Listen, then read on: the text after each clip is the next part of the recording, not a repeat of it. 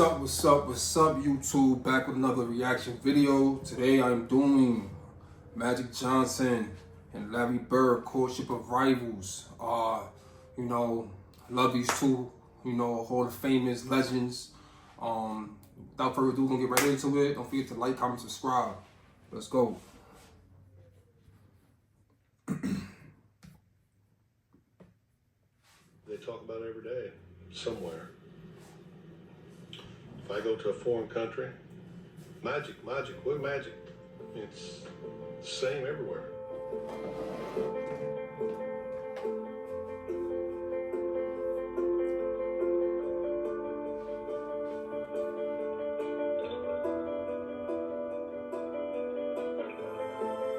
We don't have to see each other. We don't have to say hello. We don't have to call each other.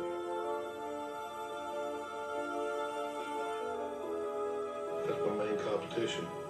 It's always been like that. You know you got this tight bond with this cat, and you don't have to see him for a year or two.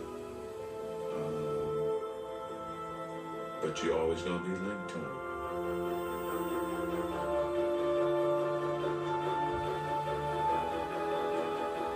We got this connection that's never going to be broken.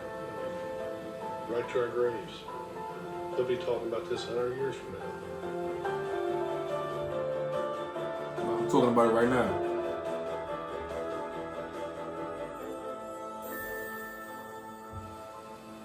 Legends, man, legends.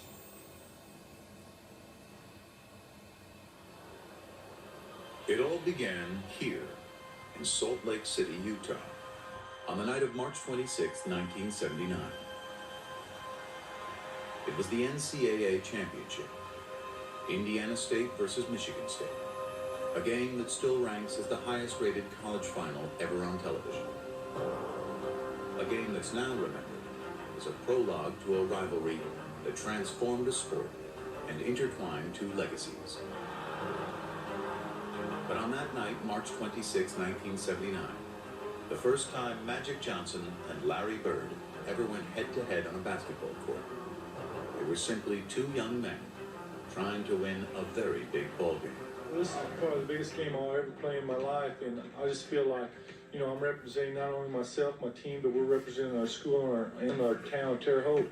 Was a dream come true really for me. I won the state title back in my home state, and then my next accomplishment was going to the NCAA and playing in a game like tonight in the final. They were two stars thrown together by the cosmos to compete, but only one of them had been groomed for the spotlight. In his case, it seemed since birth. I think his upbringing in East Lansing really put that smile on his face in the beginning, and it never came off. Born August 14th, 1959, Irvin Johnson grew up in Lansing, the gritty industrial capital city of Michigan. Raised under this little roof, he was one of Christine and Irvin Johnson Sr.'s 10 kids. Christine was a school custodian, while Irvin Sr. worked two jobs nearly around the clock.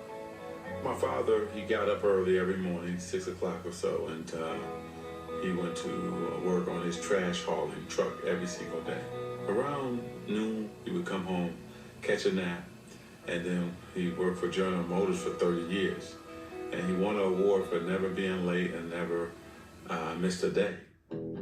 As a youngster, Irvin displayed his own strong work ethic on the blacktop. I was out there all day long.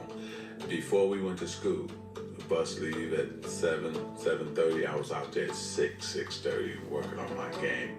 My mother sometimes had to bring me food, or she would have one of my brothers and sisters go get that boy so he could eat something. From a very young age, Irvin knew what he wanted to do. He had it all planned out. My dreams were to play in the NBA and become a businessman.